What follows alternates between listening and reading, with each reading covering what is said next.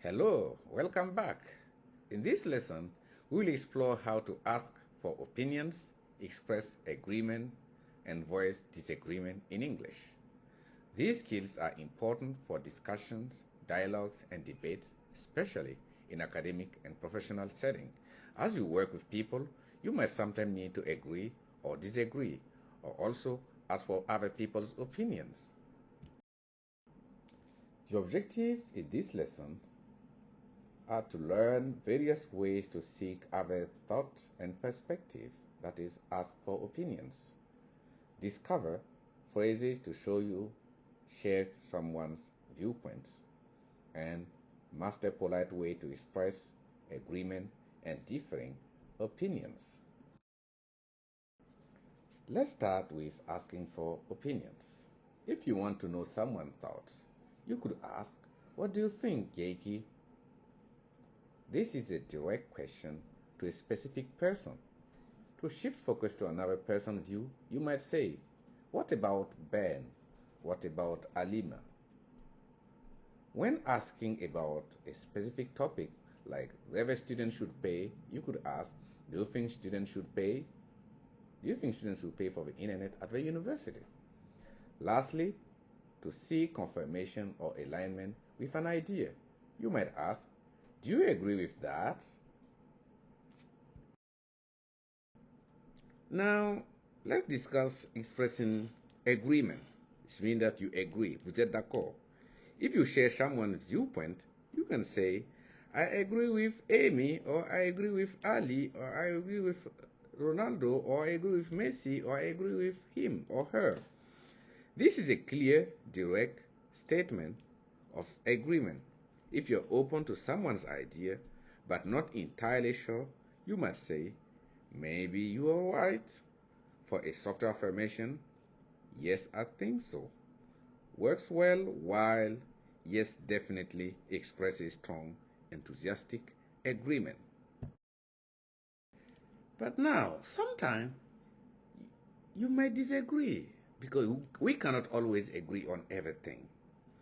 Expressing disagreement is just as important, and it's crucial. It's crucial to do so politely. If you have doubt, you could say, "I'm not sure about that." For a more direct approach, "I'm sorry, I don't agree." Respectfully state a different opinion. If you strongly disagree, "No, definitely not" is a clear and firm response to decline something. For a less confrontational disagreement, you might say, "No, I don't think so," which leaves room for further discussions. Now, relax, sit down, and watch this video about agreeing and disagreeing. See how they ask for opinions, agree, and disagree with one another.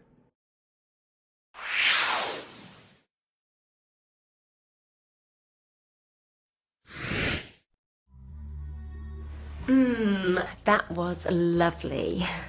Yes, that was really delicious. Thanks, Carol. I'm glad you enjoyed it. But I didn't do it all. Matt helped too. Well, I only did the vegetables. And he's going to do all the washing up. Oh, am I? That's news to me. So, Amy, I hear you want to go to university next year. Well, I'm not sure I do now. The fees are really high and I can't afford it. And anyway, I don't think I should have to pay. I think university should be free for everybody. Well, that's one way of looking at it. What do you think, Jackie?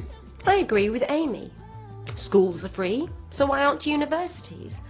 That's why we pay our taxes, isn't it? I think all education should be free. I'm not sure about that. Everyone knows graduates get better jobs, which means they get higher salaries. So I think they should pay something for their education. I'm sorry, I don't agree. We didn't have to pay university fees, Matt. So why should Amy? That's true, but we were at university a long time ago.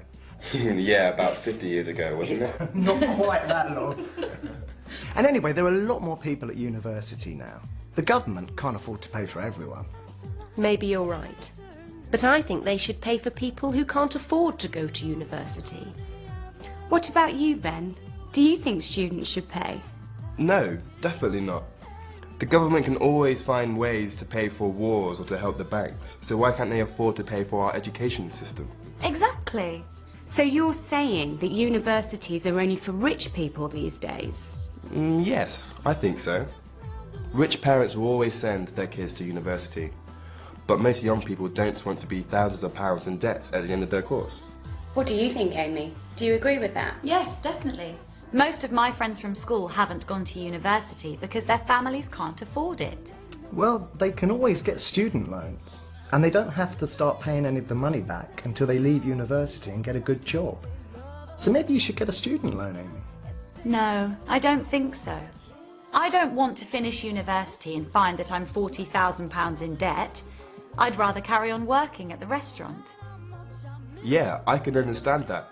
I started work at 16 and I've done okay. You don't need to be a graduate to get a good job. That's true. I didn't go to university either. But then, Now I did it's fail practice most of time. my exams at school. Okay, so who wants some Back, dessert? play it back and try to answer the question. Please pause the video and try to answer the question by true or false. Now, have you paused the video? Have you answered all the questions? Did you get all of them right? If yes, congratulations. In case not, don't worry. You can still practice, listen again, and try to answer them. And then you'll get better because practice makes perfect. Now, let's wrap up. What are the main key takeaway that you got? In this lesson, we have covered key phrases for asking for opinions, expressing agreement, and voicing disagreement. We practice using these phrases in different contexts to prepare you for real-world conversation.